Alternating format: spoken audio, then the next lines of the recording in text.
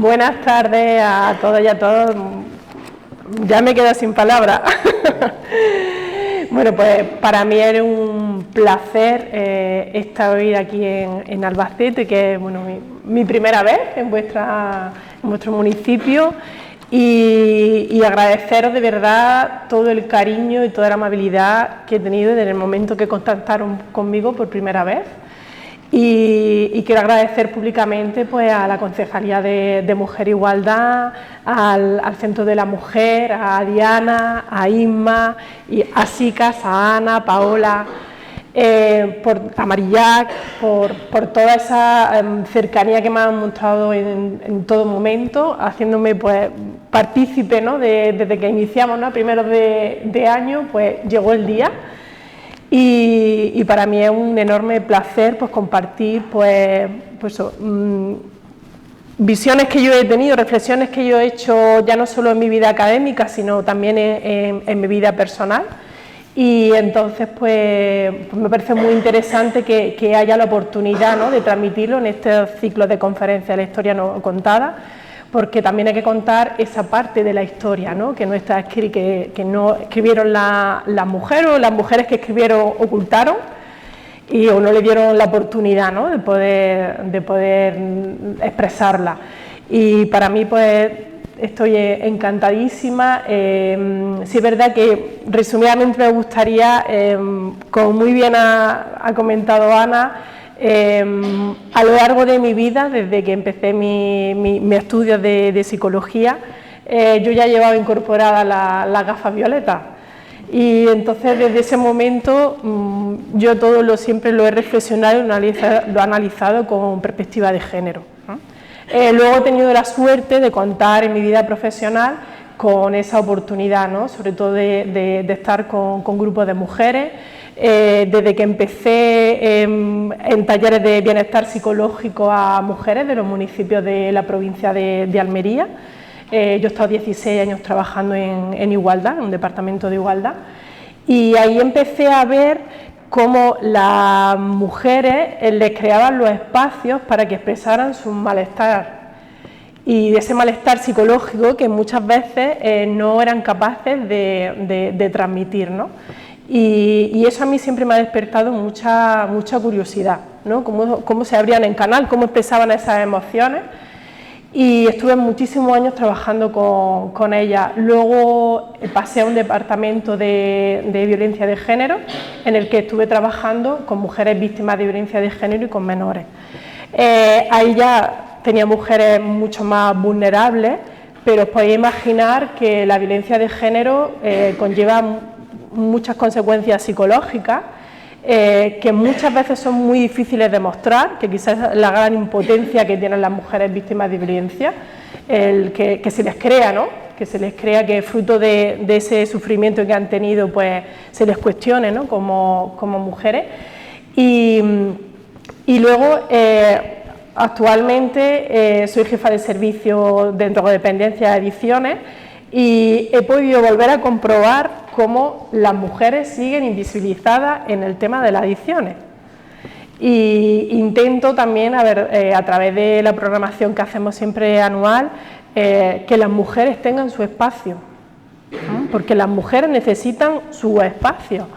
Y a veces pues no vamos a cometer el error, ¿no? Que se ha cometido durante muchísimos años, ¿no? De pensar que ya está, conforme se actúe con el hombre ya esto vale para las mujeres. No, hay unas diferencias, y esas diferencias tenemos que respetarlas.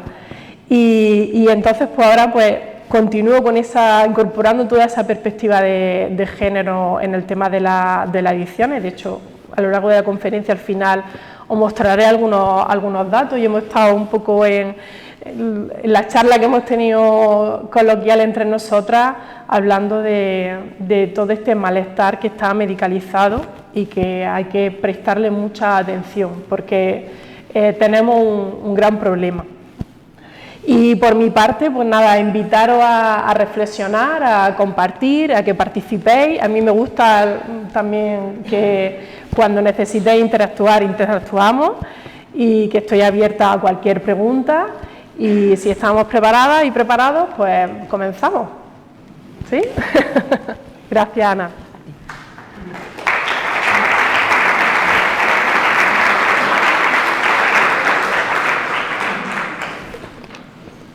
Bueno, pues en la conferencia que os voy a exponer la he titulado pues, La mujer y la enfermedad mental, una perspectiva de género a través de la historia contemporánea.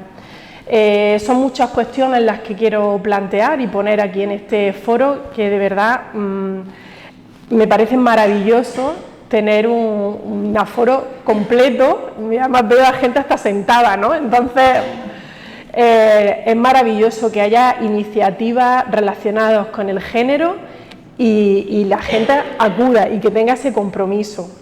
Yo, que llevo muchos años en la administración pública, os puedo asegurar que muchas veces es muy frustrante cuando tú organizas una actividad y te vienen muy pocas personas, ¿no? Con todo lo que conlleva la gestión administrativa, y es verdad que gusta, ¿no? Que haya, y me parece maravilloso, ¿no? que vuestro municipio responda, ¿no? De esta manera tan maravillosa.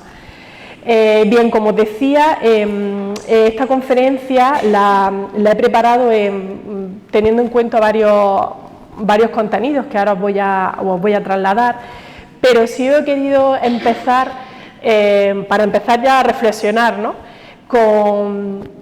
con unas palabras de una paisana mía, que no sé, supongo alguna de vosotros y algunos de vosotros la conoceréis, que es Carmen de Burgos, ¿no? Una almeriense, y creo que unas palabras, fijaros que en su libro de las mujeres y los derechos, La mujer moderna y sus derechos, planteó ya en el 1927 y cómo todavía está de actualidad, ¿no?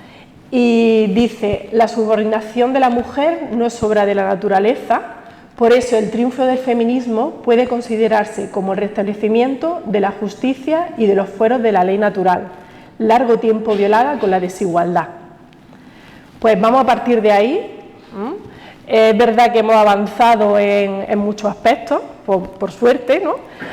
Pero hay algunas cuestiones que todavía quedan por avanzar, ¿vale? Bueno, pues algunos de los contenidos que quiero que compartamos, voy a hacer un breve recorrido por el marco histórico del movimiento feminista, porque hay que sentar un poco las bases históricas. Voy a hablar también de la enfermedad mental, cómo se conceptualiza y esa evolución histórica que tuvo. Vamos a hacer un análisis de género de las mujeres y la enfermedad mental.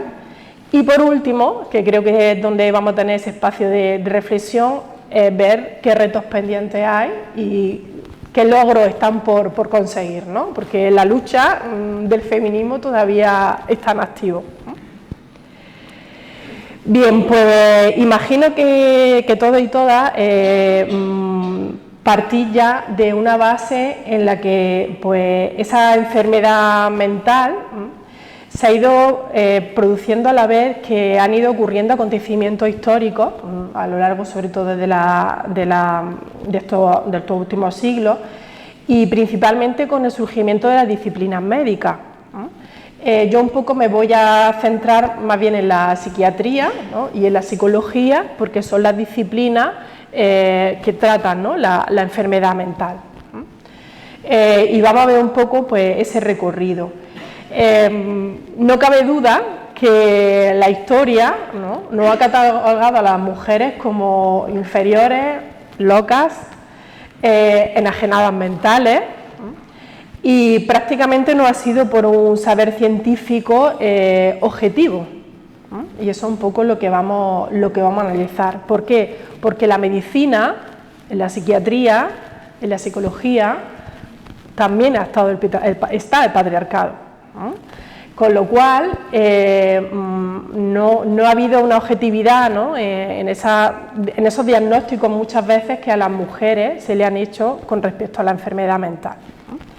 Entonces yo ahora os voy a lanzar una pregunta y luego al final la volveré a retomar.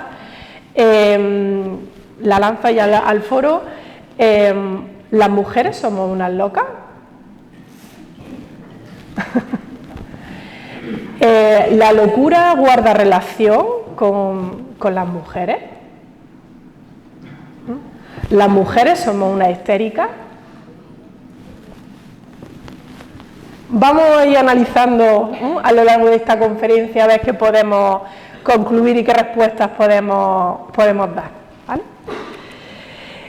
Bueno, pues pasando ya un poco al marco histórico, es importante conocer cómo el movimiento feminista ha ido evolucionando a lo largo de los años, ¿no?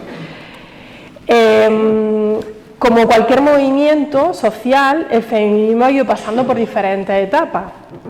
Ya sabéis que ha habido una etapa en la que se ha intentado, ¿no?, conseguir más derechos, en otra ha habido un retroceso de derechos, como cualquier otro movimiento social. Ya en el siglo XVIII empieza a surgir el movimiento feminista como respuesta a toda esa idea misógina que lanzaban esos filósofos en contra de la mujer.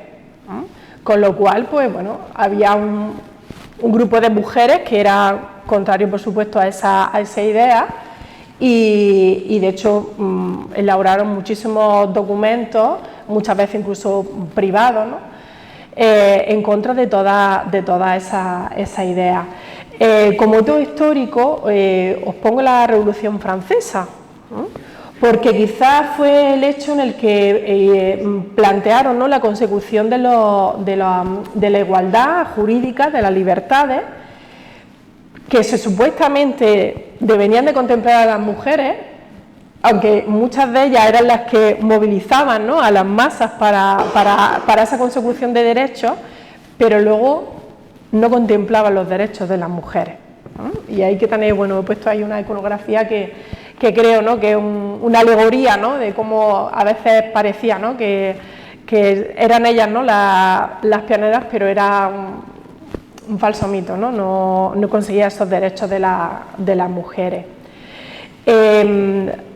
Algunas de las primeras feministas, porque hay que nombrar a las mujeres, en esa primera ola que hubo del movimiento del sufragio y los derechos de las mujeres, podemos encontrar a estas dos pensadoras, que yo creo que quizás la gran mayoría las conocéis, a Olympe de Gouges y a Mary Wollstonecraft, que fueron mujeres que elaboraron documentos relacionados con los derechos de las mujeres, cuestionando ese papel que los hombres, ¿no?, hacían sobre ellas.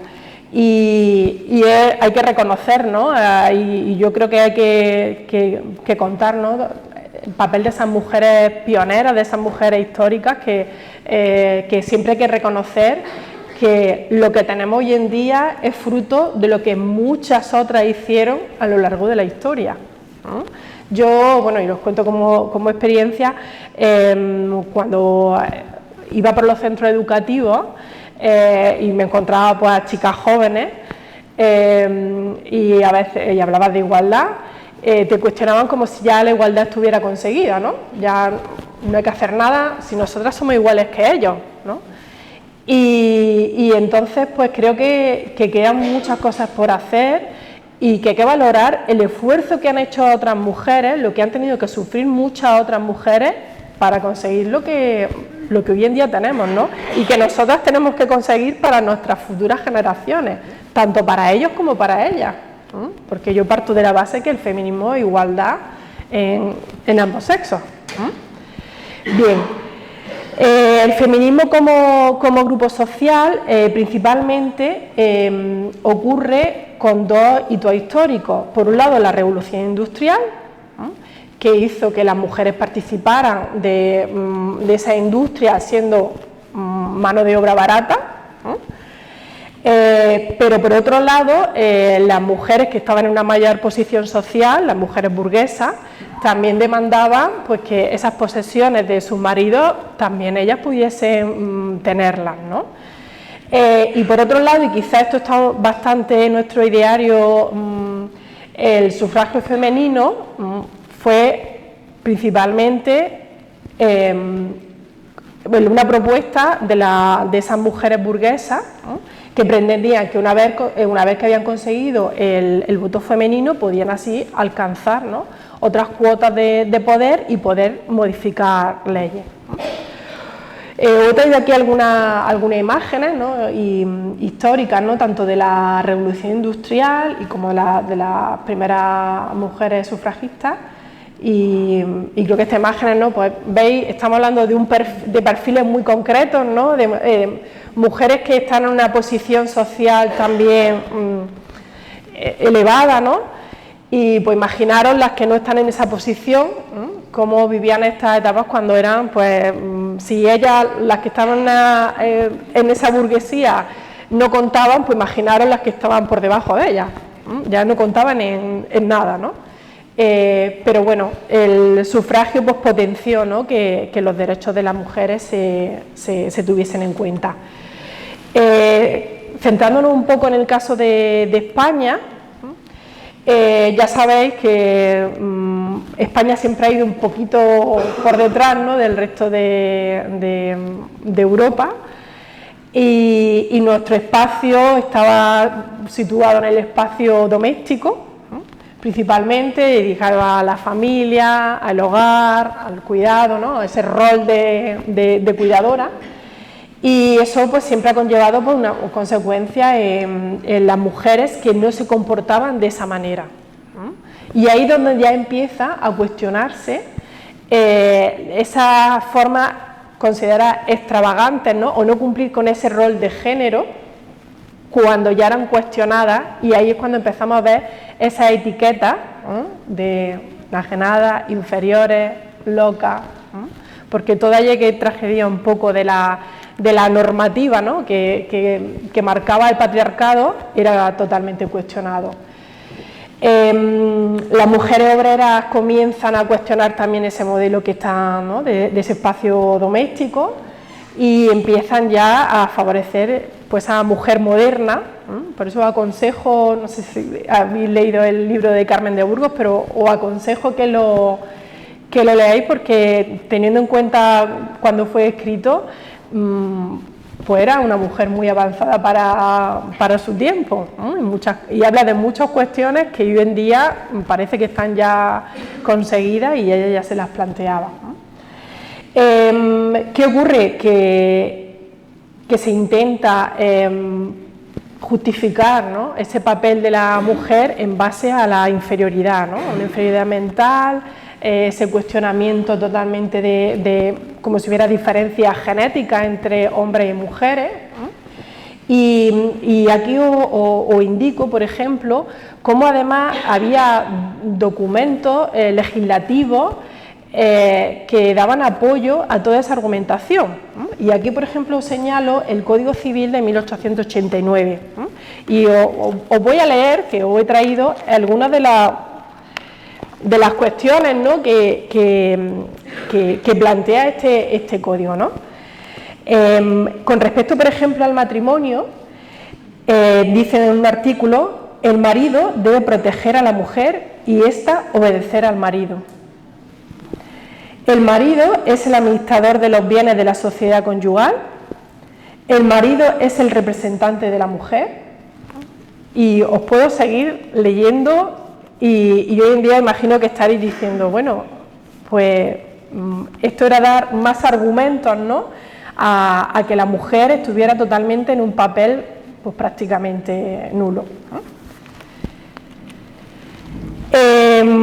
Lo mismo que ocurrió en el resto de Europa y en el resto del mundo con el tema del sufragio, en España hasta 1931 no se consiguió el voto femenino. Imagino que todas conocéis a Clara Campoamor. Y después mujeres luchadoras que en nuestro país pues han pretendido velar, ¿no?, por los derechos de todas las mujeres, independientemente de su posición, de su nivel social, ¿no?, de que adquirieran, ¿no?, ese derecho, ¿no? Bueno, yo aquí os menciono que hasta 1933 no se consiguió que las mujeres realmente en unas elecciones efectuaran, ¿no?, ese primer voto, ¿no?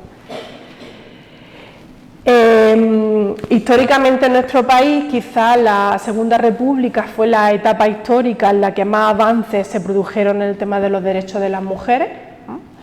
Luego vino la dictadura, que mermó muchos de los derechos conseguidos, ¿no? Volviendo incluso, como decía, hasta el Código Civil que había. Y bueno, la guía de la buena esposa, seguro que muchas de vosotras la habéis conocido o la habréis conocido. Y bueno, hasta que no llegó nuestra democracia, no empezamos a retomar, ¿no?, todos esos derechos que se pretendían, pues, a través de los movimientos sociales, se pretendían conseguir, ¿no? Cada vez, pues bueno, por suerte también hay más apoyo legislativo, ¿no?, que siempre da más peso, ¿no?, y más líneas, ¿no?, que hagan que esa discriminación a la mujer, pues, no exista. Es importante, yo destaco que en los años 90, la década de los 90, el feminismo, en esa tercera ola, como la denominan, puso sobre la mesa el papel de las mujeres en su amplio abanico, en la diversidad de las mujeres, porque ninguna mujer somos iguales. Entonces, tenemos que entender raza, etnia, cultura, preferencias sexuales, cualquier tipo de discriminación que puedan sentir, ¿no? Y eso es verdad que cada vez, pues por suerte, hay más programas, ¿no?, específicos para todos los colectivos de las mujeres, que puedan verse, pues, beneficiadas, ¿no?, de todos esos derechos. ¿Qué es lo que actualmente el feminismo en nuestro país está llevando a cabo? Pues que todas las cuestiones que han permanecido siempre en el ámbito más privado se vayan al ámbito público. Un ejemplo, la lacra de la violencia de género. Un problema social que hasta ahora era como un problema, pues, conyugal, ¿no? Era un problema con la pareja, cómo eso se traslada a lo social y cómo hoy en día, pues, somos mucho más sensibles a ese tema, y cómo tenemos que seguir, ¿no?, trabajando, por desgracia, pues que es un tema que no conseguimos erradicar, ¿no? Así que, y esto, pues todas aquellas cuestiones, ¿no?, que se plantean, que se exponen, ¿no?, socialmente, ¿no? Por ejemplo, hablábamos, ¿no?, el tema de la mutilación genital, ¿no? Por ejemplo, en Almería, que sabéis que tenemos una población muy alta de inmigración, se trabaja mucho el tema de la mutilación genital, porque claro, son muchas mujeres inmigrantes que vienen y pretenden, pues, hacer a su hija, ¿no?, lo que en su cultura es lo normal. Y entonces allí hay un gran esfuerzo en todas las administraciones para que no se cometa esos terribles actos que es violencia de género puro y duro, y entonces se lucha, ¿no?, por eso, y hay programas de hecho específicos. Bueno, pues ahora doy el salto un poco, una vez que hemos visto así una visión histórica, ¿no?, poniendo los antecedentes, en la cuestión de la enfermedad mental. Vamos también viendo cómo va evolucionando, vamos a conceptualizarla. Las ciencias de la salud, contrariamente a lo que se cree, no ha sido una ciencia objetiva. Ha sido una ciencia que ha nacido en un momento histórico, con lo cual, pues, también ha habido intereses políticos, económicos, ideológicos, sociales, ¿no? Y en eso, pues, ahí las mujeres, pues, hemos sido muy cuestionadas por parte de la ciencia, ¿no? La psiquiatría fue una de las últimas especialidades de la medicina que fue aceptada, ¿no?, en la comunidad científica, a la par también la psicología. Y ya quizás, bueno, y aquí nombro el denominado padre, ¿no?, un poco de la psiquiatría, Philippe Pinel, que a finales del siglo XVIII intentó cambiar esa actitud de la sociedad hacia las personas con enfermedad mental, ¿no? Que consideraba que eran personas que eran merecedoras de un tratamiento médico adecuado. Pero en cambio, un gran discípulo de él, Esquirol, ¿no? Considerado pues, el padre un poco de la psiquiatría, consideraba que el asilo, lo que entendemos nosotros como manicomio, los psiquiátricos, era el arma más poderosa contra la enfermedad mental. Os podéis imaginar que frente a esta actitud psiquiátrica siempre ha habido movimientos antipsiquiatría, que luego un poco os contaré.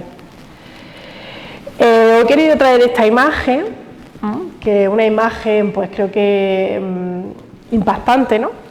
Es una imagen de la Salpêtrière, que es el manicomio de París, un manicomio creado exclusivamente para mujeres de las vulnerables, mujeres de la calle, todas aquellas mujeres que rompían con las normas establecidas, pues eran ingresadas en este manicomio, ¿no?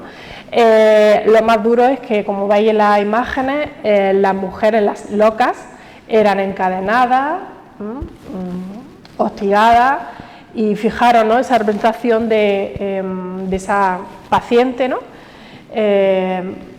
como en ese estado mental pues es observada, ¿no?, por el resto de médicos. Otra imagen que os he traído, creo que es también impactante, ¿no? Otra paciente, mujer, como es observada por ese grupo amplio de médicos, en el cual pues siempre la cuestión femenina, ¿no?, lo diferente, era siempre lo cuestionado. ¿Qué es lo que hemos entendido por enfermedad mental?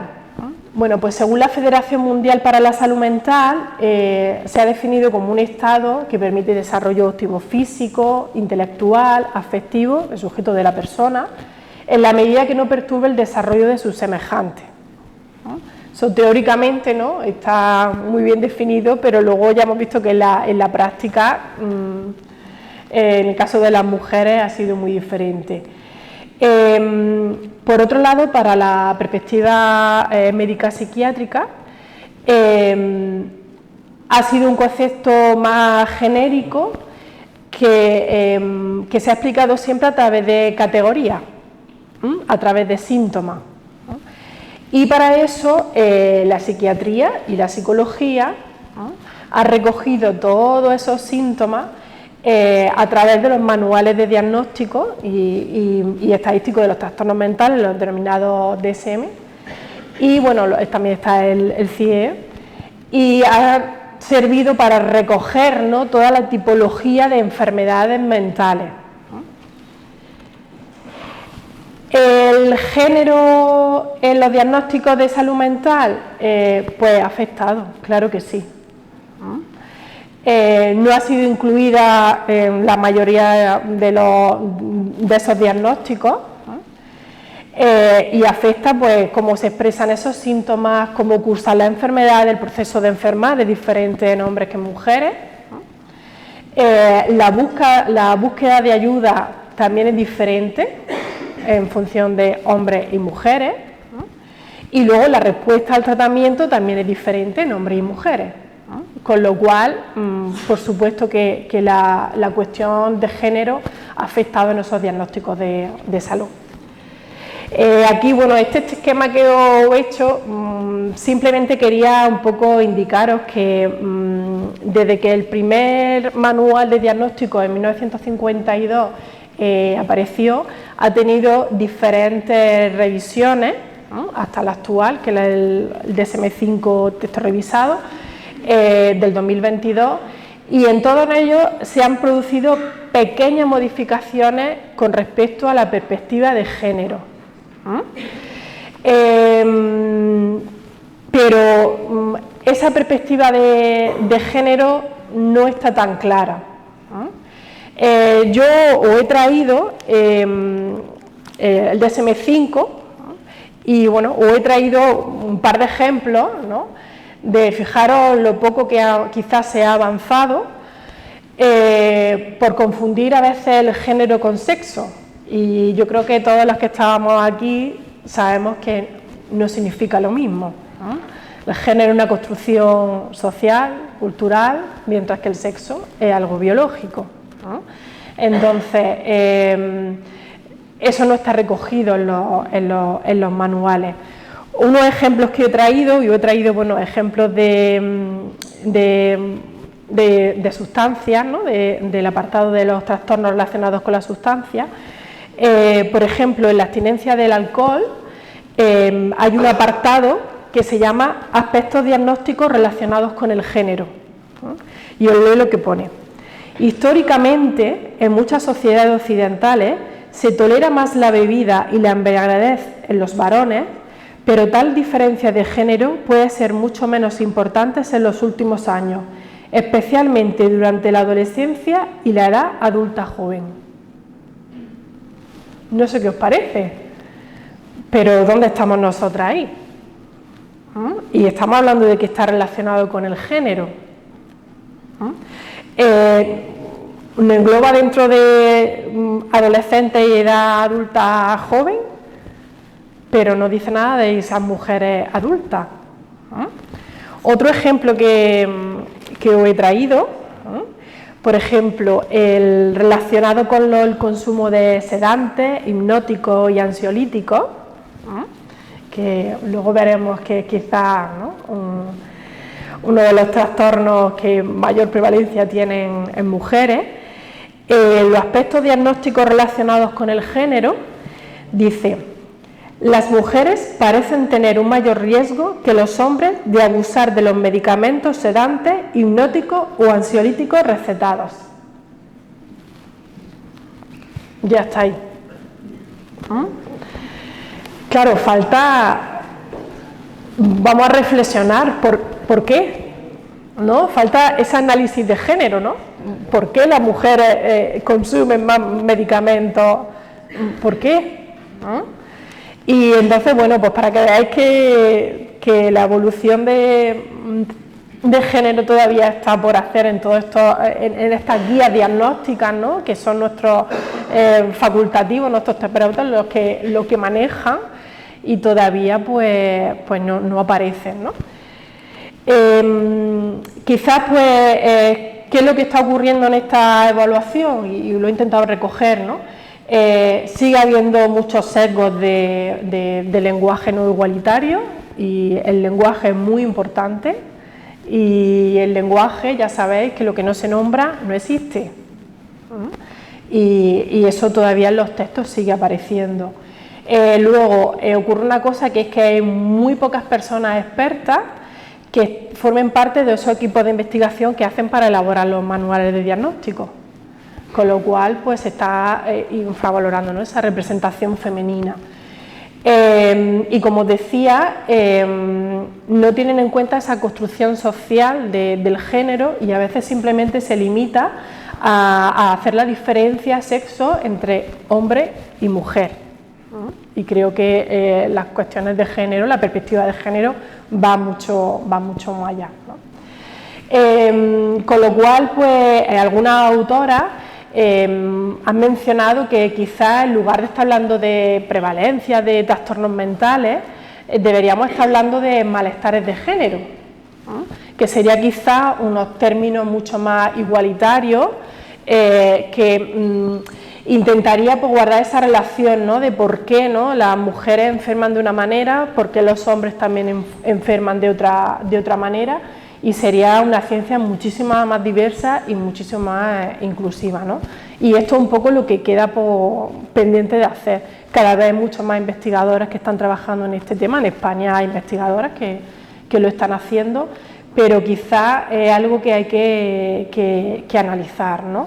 Y a mí, no sé a vosotros y a vosotras qué os parece, pero hoy en día tenemos prácticamente muy feminizadas las disciplinas médicas, casi la gran mayoría son mujeres, ¿no?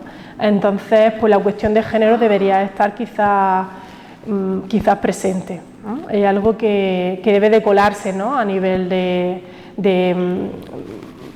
esa disciplina. ¿Pero sí. ¿Se investigan también o en el sector médico, te refieres? No, en general, en todas las disciplinas. Pero de investigación también. De investigación también. Bueno. Debería.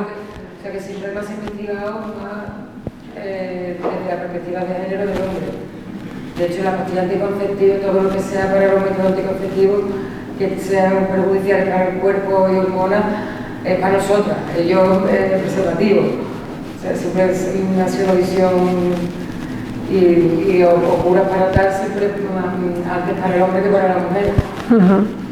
Claro, es que siempre históricamente esa diferencia anatómica, fisiológica entre el hombre y la mujer ha creado siempre mucha incertidumbre en las ciencias médicas por parte de los hombres, ¿no?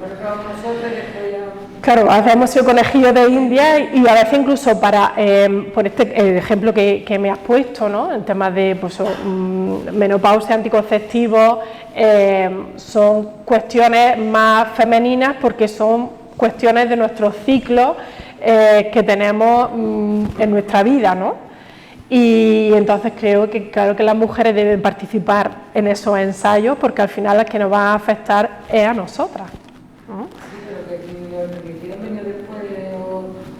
O hormonas para ellos, para que no produzcan espermatozoides, que al final es algo que se probando con nosotros.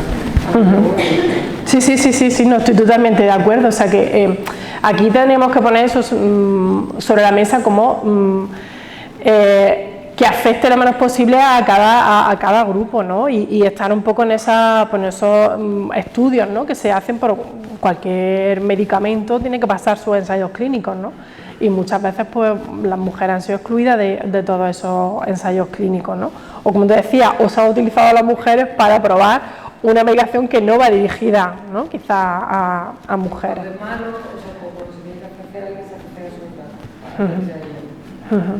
Sí, no, estoy totalmente de acuerdo. Por eso creo que es algo que falta todavía por seguir, ¿no? Luchando esas investigaciones, que financien esas investigaciones, ¿no? Para que no se produzca esa desigualdad. Muchas gracias por tu intervención. Ahora quería intentar pues, ver, ¿no? Cómo la enfermedad mental, ¿no? Ha afectado a las mujeres, ¿no? Y vamos a hacer ese análisis de género.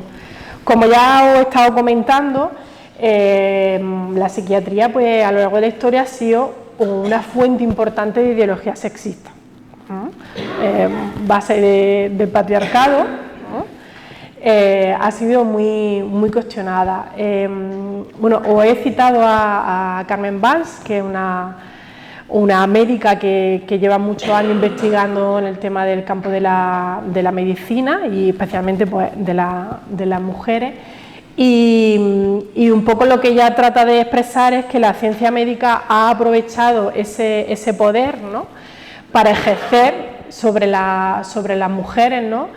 Y convirtiendo esas demandas de las mujeres y excluyéndolas, como os comentaba, ¿no? de esos ensayos clínicos, ¿no? Entonces, si omitimos a una parte de la población, pues estamos haciendo una ciencia muy desigual, ¿no? También, pues ya estábamos viendo que la locura, ¿no? Era una manera de librarse, ¿no? De aquellas mujeres que no estaban dentro, ¿no? de la norma o que se comportaban de manera diferente. Y en estas maneras se cuestionaba absolutamente todo, ¿no? Mujeres que vestían de manera diferente, mujeres que se expresaban de manera diferente, mujeres que tenían que tener relaciones de manera diferente, ¿no? Todo aquello que salía fuera de esa norma social impuesta, ¿no? Pues era siempre era cuestionada. Y algo que también es muy curioso es que la gran mayoría de los historiales de los casos, ¿no?, que han sido tanto en la psiquiatría como en la psicología en su inicio, han sido mujeres. Y ahora vamos a conocer algunos de ellos. Con lo cual, pues las mujeres eran una eterna enferma, siempre se nos ha supuesto, ¿no?, el sexo débil, sin una fundamentación científica. Como os comentaba antes, el género era una causa, podía ser causa de enfermedad mental. Los ciclos relacionados con aspectos femeninos de la reproducción femenina siempre eran detonantes, ¿no?, de esa locura, ¿no? Y por desgracia hoy en día todavía, ¿no?, seguimos utilizando, ¿no? Y bueno, aquí la gran mayoría somos mujeres y entonces sabéis por dónde, a qué me refiero, ¿no? Cómo se cuestionan, ¿no?, todavía esos días que a veces tenemos, ¿no? Todas esas etapas que viven las mujeres siguen considerándose como crisis, ¿no?, a las cuales no hay que atender. Y es importante saber que las mujeres y las niñas enfermaban y enferman a veces por las condiciones de vida a las que están sometidas. Y aquí podemos hablar, pues, de nuestro ámbito cercano. A lo mejor eso sí lo vemos en ciertos colectivos vulnerables, pero si nos vamos a otros países, las condiciones que viven muchas mujeres y muchas niñas de explotación sexual, de falta de higiene, ¿no?, las condiciones higiénicas, pues hacen que no es que sean más débiles, es que las condiciones sociales que tienen a su alrededor hacen que las sufran, ¿no? Y aquí os planteo, ¿no?, un término que todavía llega a nuestros días, a pesar que ya la APA en 1952, ¿no?, determinó que este término no iba a entrar dentro de esos manuales de diagnóstico, pero es, como yo le digo, el diagnóstico social. No necesitamos un médico o una médica que nos diagnostique, sino que nuestra propia sociedad, ¿no?, lo utiliza para juzgarlo, ¿no?, que es la histeria. Bueno, pues la histeria femenina hasta mediados del siglo XIX, sobre todo en la época victoriana, era el diagnóstico habitual de las mujeres. Abarcaba un amplio abanico de síntomas. Fijaros, pongo desvanecimiento, insomnio, retención de fluidos, pesadez abdominal, espasmos musculares, respiración entrecortada, irritabilidad, pérdida de apetito, tendencia a causar problemas. Cualquier síntoma de estos era ya justo el necesario para diagnosticar con que esa persona, esa mujer en concreto, padecía histeria. Y sobre todo ha sido como un cajón desastre, donde pues simplemente con salir fuera de la norma ya tenías colgada la etiqueta de mujer histérica. Por desgracia, un término que coloquialmente seguimos utilizando en nuestra sociedad. Claro, es una palabra latina. Claro, de hecho la terminología latina viene de matriz, de útero, ¿no? Entonces, claro, está asociada a histérico, no, son histéricas, ¿no? Y como decía, coloquialmente, en periodos en los que, o gente que nos percibe como más irascible, más sensible, más nerviosa, soltamos, ¿no?, es que está histérica, ¿no? Y le seguimos dando peso, ¿no?, a una etiqueta social injustamente, ¿no?, asociada a las mujeres, ¿no? Bueno, pues esta etiqueta pues nace a raíz del psicoanálisis, ¿no? Y hay que reconocer que el psicoanálisis pues, ha sido una corriente muy influyente, pero una corriente que también, ¿no?, ha puesto en el foco siempre a las mujeres, ¿no? Sobre todo por esa diferencia, ¿no?, entre hombre y mujer, y esa condición femenina, ¿no?, era lo que se cuestionaba, ¿no? Bueno, hay muchísimo recogido sobre Freud, ¿no?, y sobre todo un poco él, ¿no?, un poco establecía esa diferencia, ¿no?, entre el no poseer el aparato reproductor masculino como la condición, ¿no?, de toda la serie de problemas, de etiquetas, ¿no?, que se ponían. Y aquí he querido traer un caso, ¿no?, que alguna vez sentí que alguna ya lo conocéis, ¿no?, la famosa paciente tuvo dos pacientes muy importantes, de esos, como decía, esos casos recogidos históricamente, y bueno, yo voy a contar el caso de Anna O, ¿no?, que Anna O en realidad se llama Berta Pappenheim, ¿no?, era una mujer austriaco-judía, ¿no? Y bueno,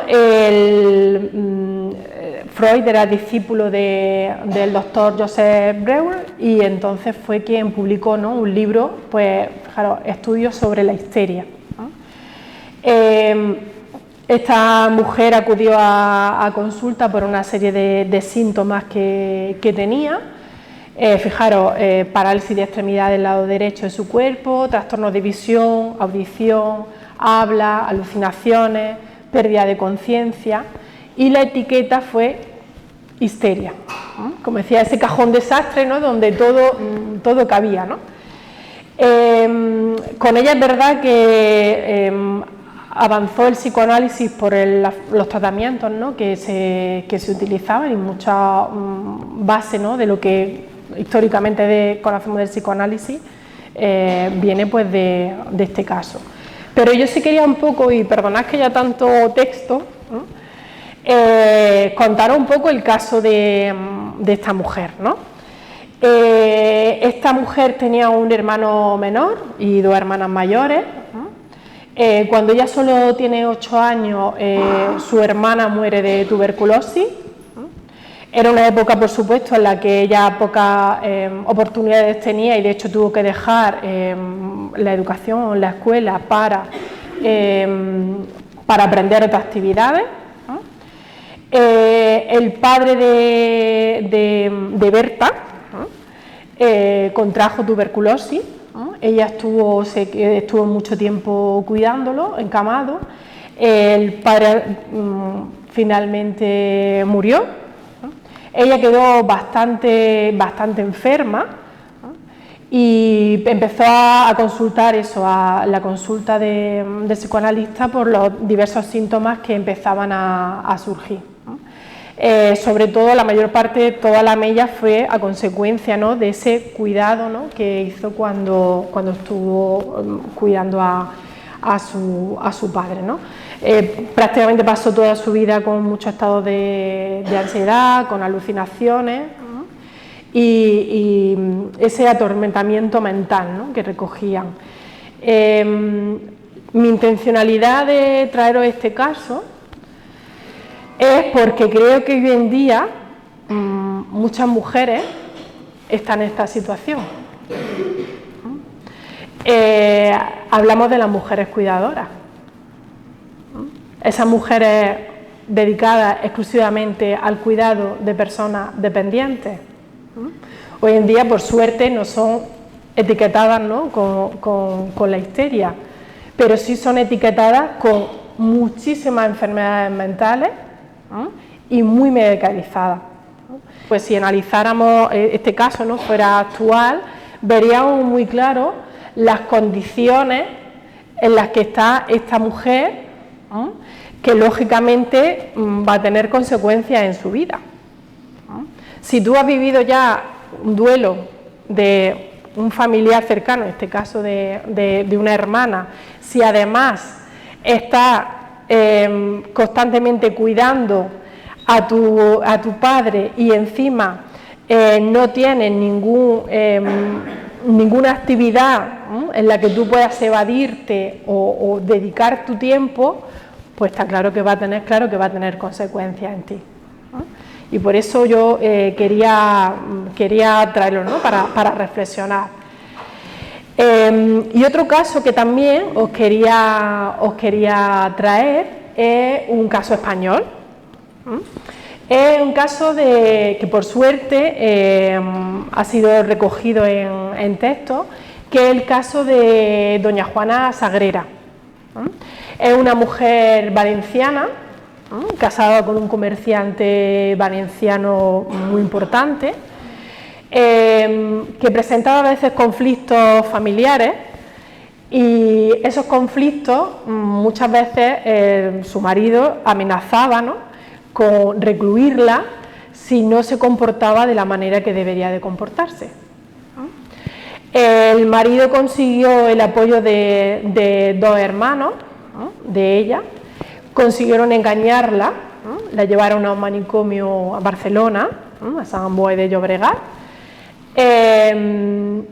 Ella fue etiquetada injustamente también con la etiqueta de histeria, ¿no?, y se le recluyó allí en el manicomio sin la posibilidad de ninguna visita, e incluso participó hasta el propio alcalde de Valencia en reforzar ese internamiento, ¿no?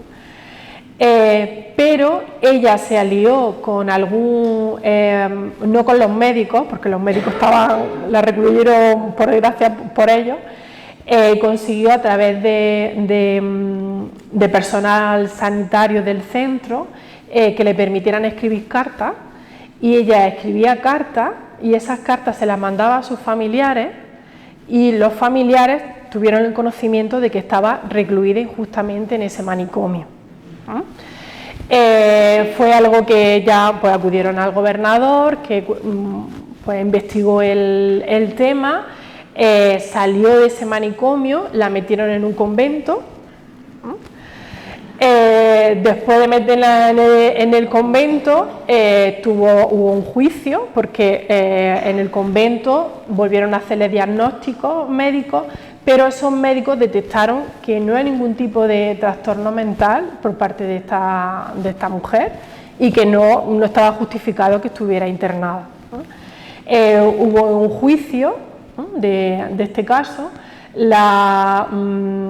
Los médicos que apoyaron ese internamiento fueron absueltos, ¿no?, principalmente el médico que firmó toda la documentación, aun siendo consciente de que esta mujer no padecía ningún trastorno mental,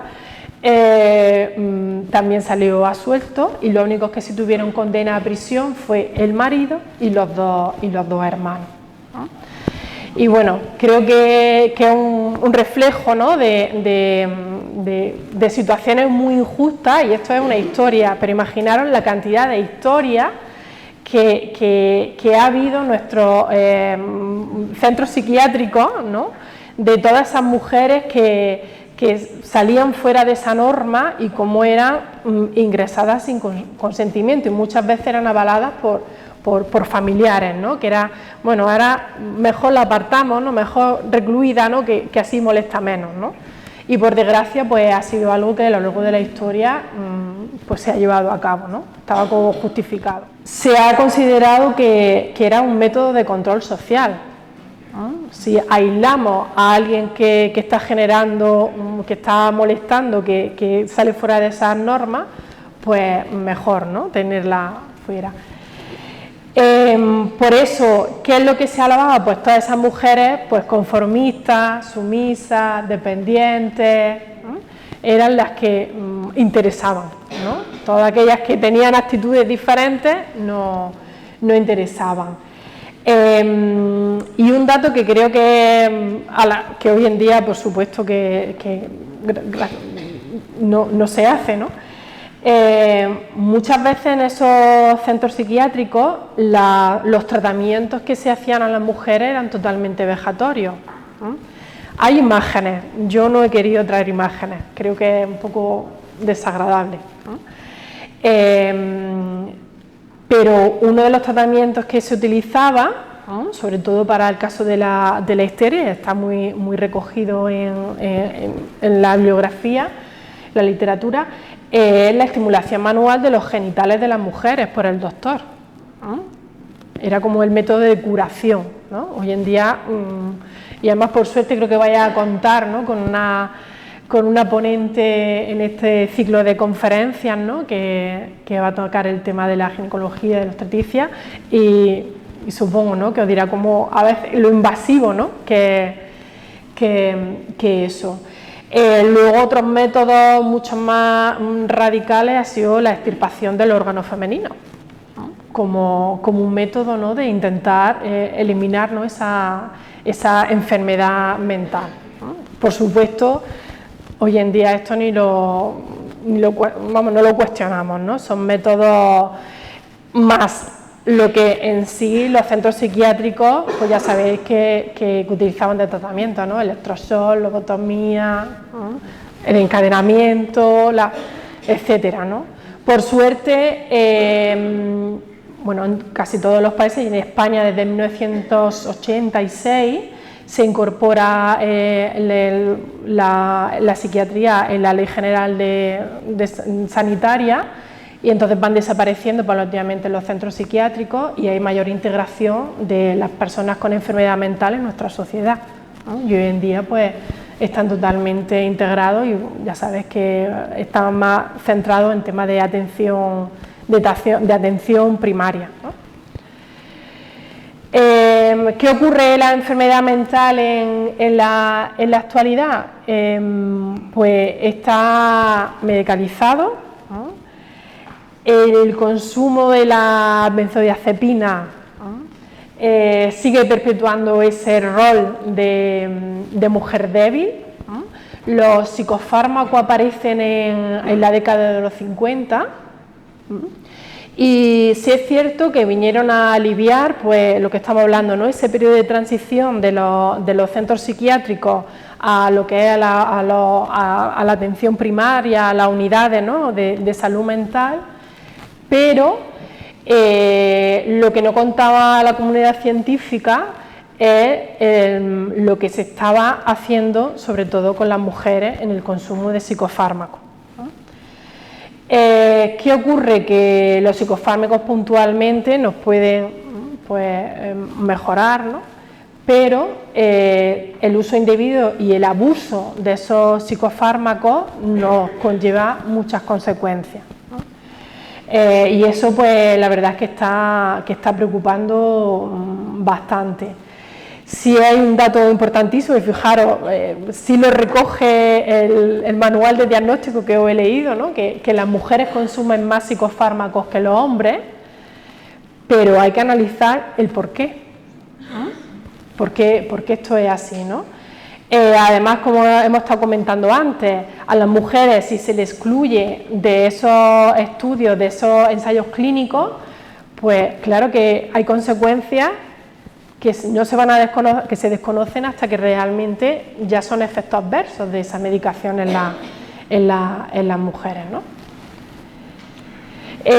Por ejemplo, aquí os he traído datos, ¿no?, unos datos que se recogen, ¿no?, en este caso del informe, ¿no?, de indicador de admisiones a tratamiento por abuso o dependencia de sustancias o adicciones comportamentales en Andalucía, ¿no?, en el 2023. Y fijaros que las mujeres admitidas a tratamiento por consumo de hipnosedantes supone un 46,5%. O sea, casi la mitad de las mujeres que acuden a un centro de tratamiento ambulatorio lo hacen porque están consumiendo psicofármacos, ¿no? Y aquí hablamos muchas veces en nuestra vida normal, ¿no?, del tranquimacín, como si fuera comerse un caramelo, ¿no? Tranquimacín, diazepam, orfidal, ¿no? Pues toda esa medicación que es una colección, ¿no?, de esas muletillas, ¿no?, que a veces nada más que uno va, ¿no?, al centro de salud a expresar algún malestar, ¿no?, pues antes de que termines, ¿no?, de contar de por qué, ya tienes tu receta, ¿no? Tu prescripción y durante una temporada. Y es verdad que bueno, cada vez hay más conciencia de este problema. De hecho, les comentaba a ellas que en Andalucía hay actualmente una campaña que se llama Best Stop, que la podéis buscar por internet, que es una campaña para todos los centros de atención primaria para que se recete cuando sea necesario, no por el hecho de ir a consulta y expresar un malestar, ya te tienes que llevar una colección de medicación, ¿no? Por eso, porque la medicación nos puede ser útil, puede cumplir su función, pero nos engancha la medicación.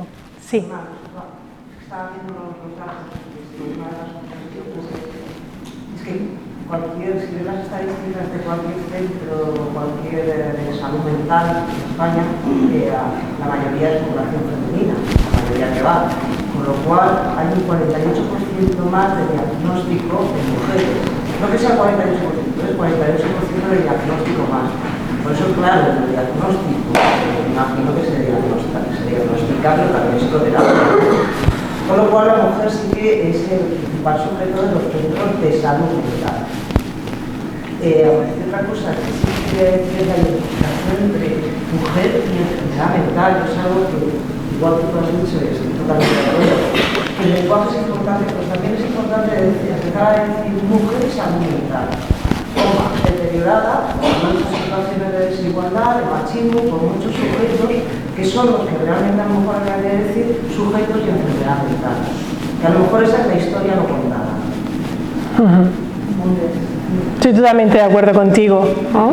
Además, la salud conlleva la relación entre la parte física y la parte psíquica, es un todo. Se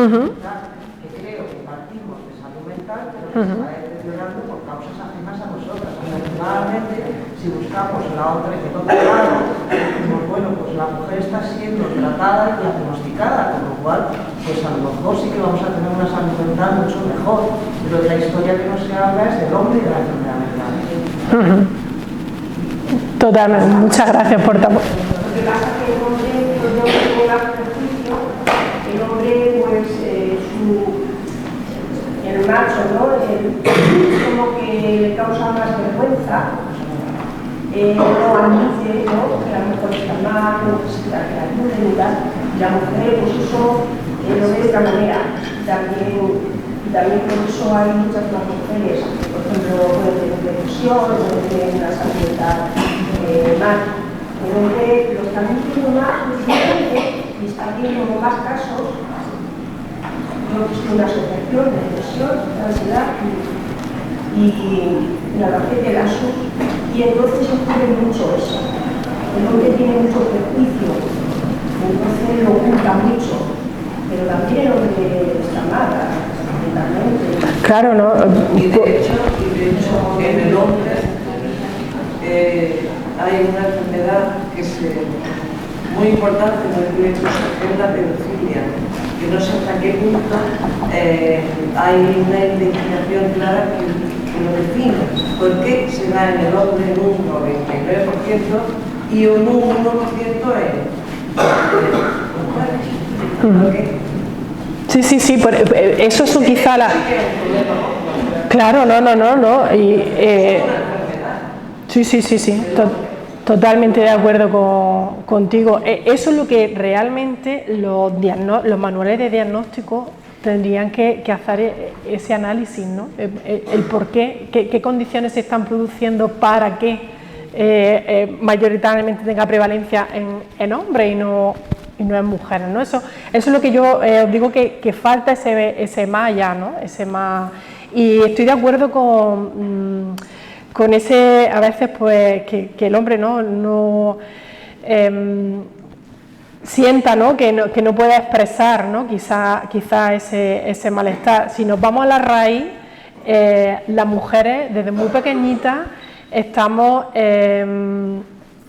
formadas y preparadas para expresar emociones, ¿no? Ese rol desde muy pequeña constantemente cualquier malestar, lo expresamos, ¿no? Hay una mayor expresión de emociones en las mujeres que en el hombre.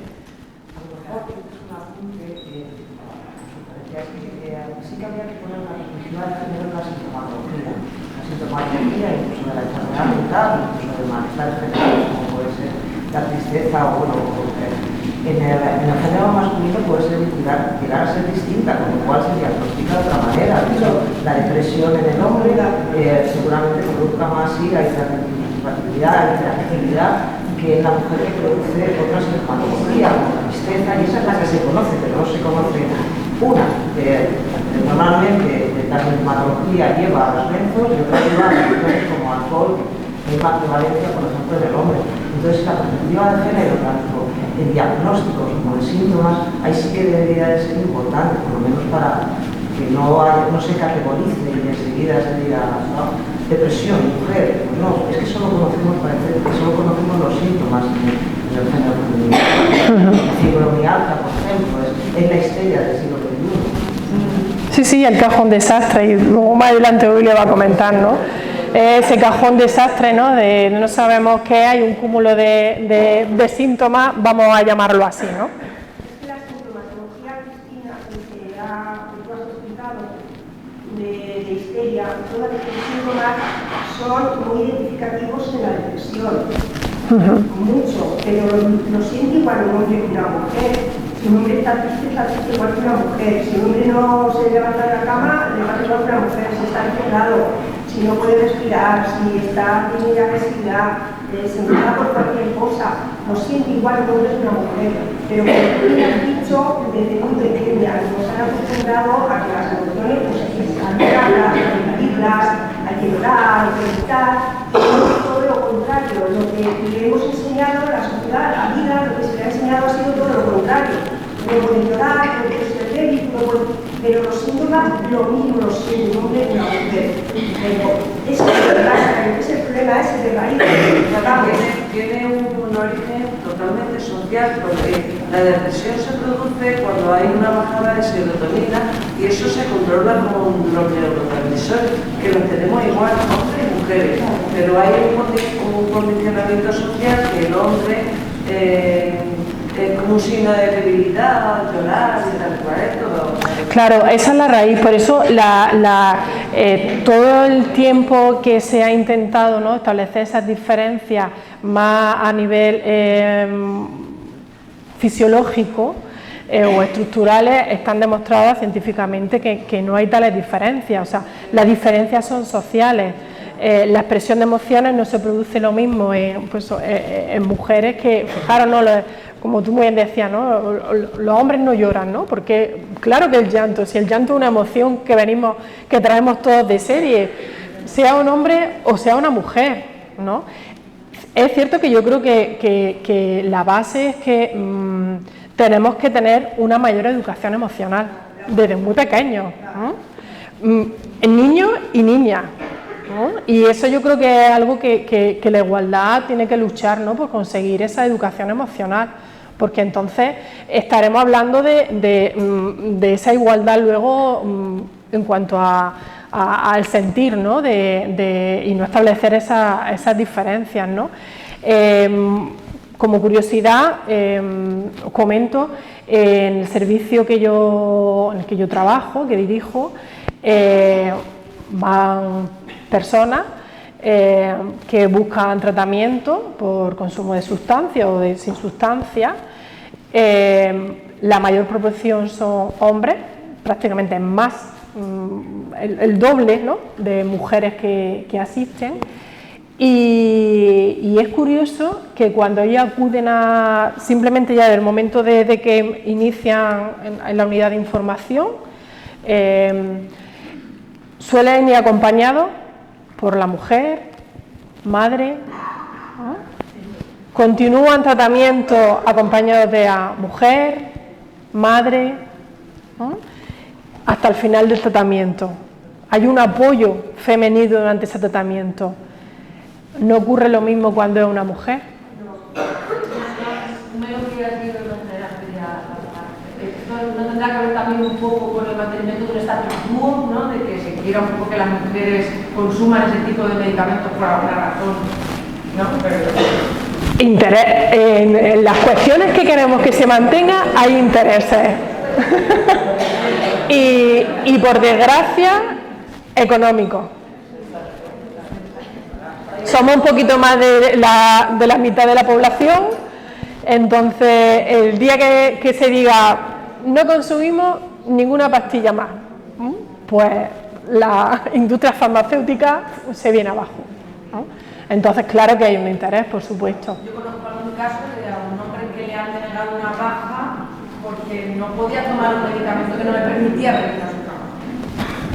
Entonces no le daban la baja para que siguiera trabajando, ¿no? Pero hay una cierta convivencia entre el sanitario, ¿no?, el empresario, o sea, y a lo mejor no se conocen, ¿no? Pero bueno, hay un entramado de que eso se mantenga de esa manera. Sí, no, está claro. Sí, no, está claro que por desgracia hay muchos problemas sociales que tenemos se mantienen por otro tipo de intereses y no se resuelven, que se podrían resolver porque hay cosas de mucho peso, en este caso las cuestiones económicas, cuando hay mucho dinero. Imaginaros con el tema, por ejemplo, el tema de la trata de mujeres. ¿Por qué la trata de mujeres se sigue? La esclavitud, ¿no?, de la mujer actualmente, ¿no? ¿Por qué? Porque es un negocio. Entonces no interesa cargarse el negocio, ¿no? Entonces, desgraciadamente, pues que personas sufran, ¿no? Yo lo peor que veo es que haya sufrimiento humano, que se mantenga el sufrimiento humano por unos intereses que son, pues, económicos, no tiene ningún sentido. Por ahí alguien creo que me había levantado la mano.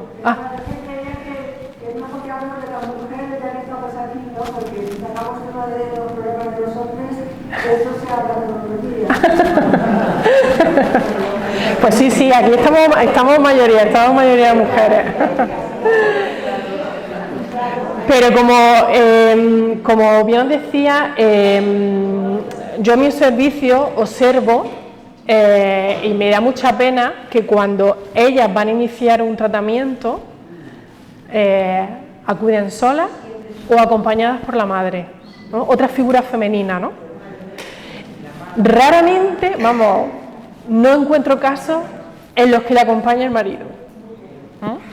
Y entonces aquí ya han salido, ¿no?, las palabras de estigma, ¿no?, el estigma social, el cuestionamiento de ese rol de mujer, de esos estereotipos de género que tienes que mantener, ese papel, ¿no?, de mujer, ¿no?, que tienes que seguir manteniendo, pues hace que no acceden en las mismas condiciones de igualdad a los recursos, ¿no? Por eso decía que una cosa que hay que implantar en todos los servicios asistenciales es que las mujeres tengan su espacio, para que se identifiquen también ellos esos grupos, ¿no?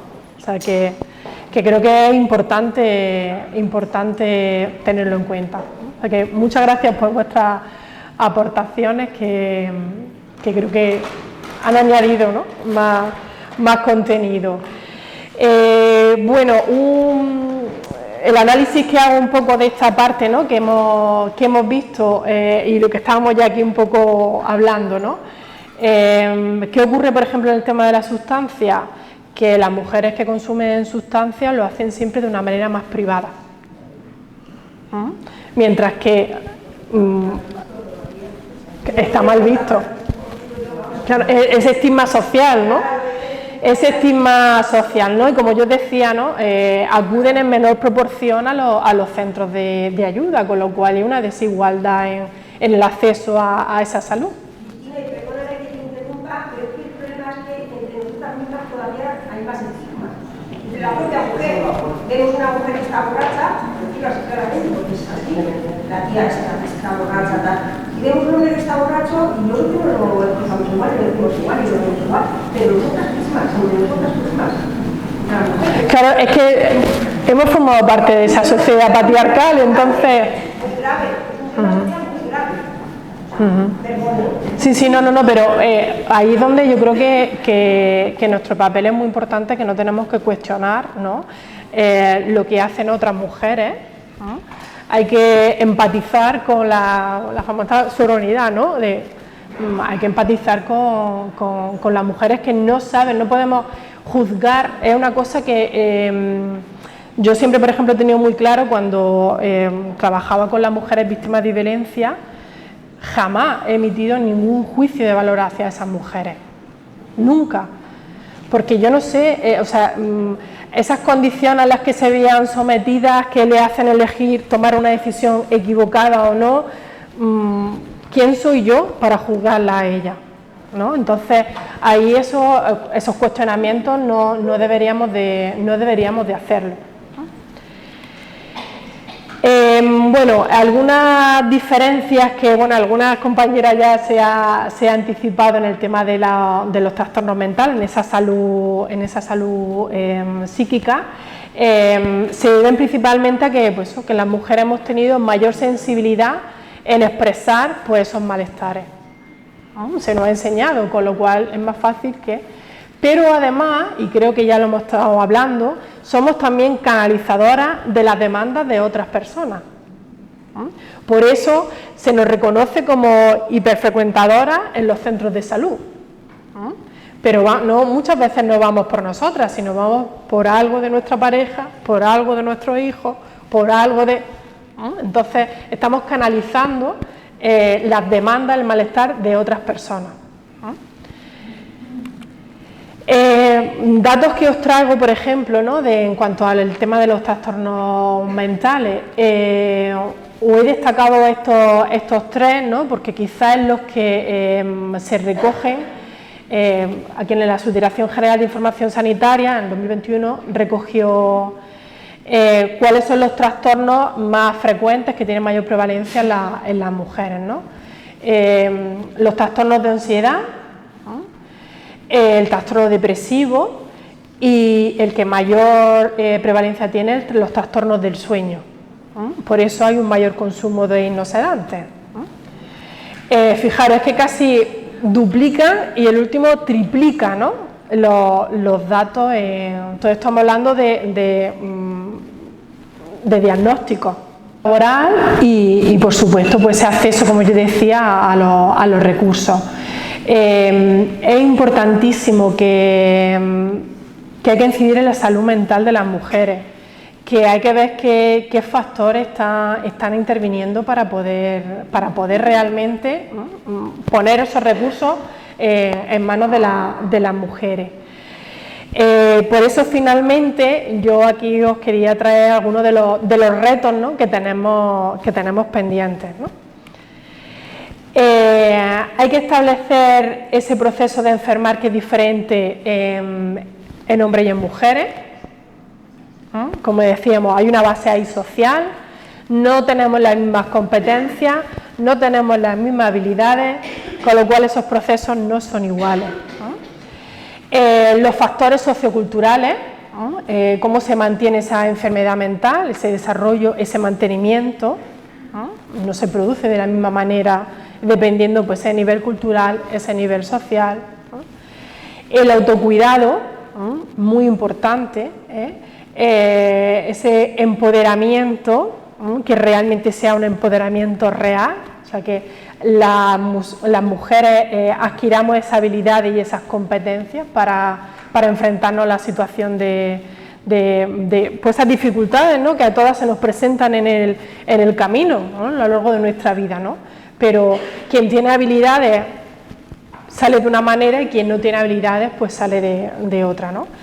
Y por último la salud femenina, ¿no? que ya también lo hemos estado comentando. Tiene que haber programas específicos, por suerte lo hay también, que traten la sexualidad femenina, la menopausia, cáncer de mama, hablabais por aquí de la fibromialgia, ¿no? La violencia de género en todo su amplio espectro, ¿no? Programas centrados en la mujer, ¿no? Para que realmente pues, las repercusiones que tiene en esa salud pues, se vean beneficiadas y no acabe con unas consecuencias que luego difícilmente pues, muchas veces son tratadas. Yo por mi parte agradeceros vuestra atención, vuestra implicación, sobre todo que habéis dedicado un tiempo en vuestra vida esta tarde a escucharme. Para mí ha sido un placer compartir pues, cuestiones que me parecen importantes de poner sobre la mesa, ¿no? Hay que darle mucho valor a la salud mental. Sabéis que también después de la pandemia la salud mental ha estado muy mermada y es muy importante, ¿no? que se recoja, ¿no? esta serie de conferencias en las que este tema, ¿no? esté sobre la mesa. Que encantada de haber compartido este rato con vosotros y con vosotras, y cualquier cuestión, cualquier reflexión que tengáis, pues bienvenida sea. Ahora os lanzo otra vez la pregunta que os formulé al principio, ¿no? ¿Las mujeres son las locas? No, ¿verdad? ¿Las mujeres son histéricas? ¿Hay relación entre la locura y las mujeres?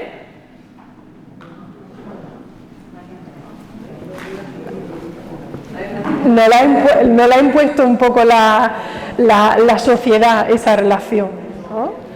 Bueno, pues yo me alegro saber que un poco, sé que son muchas cosas, ¿no? Las que quería recoger en esta conferencia, pero creo que está bien, ¿no? Reflexionar sobre el tema, y que realmente pues la salud mental y física de las mujeres pues tenga la importancia que realmente tiene.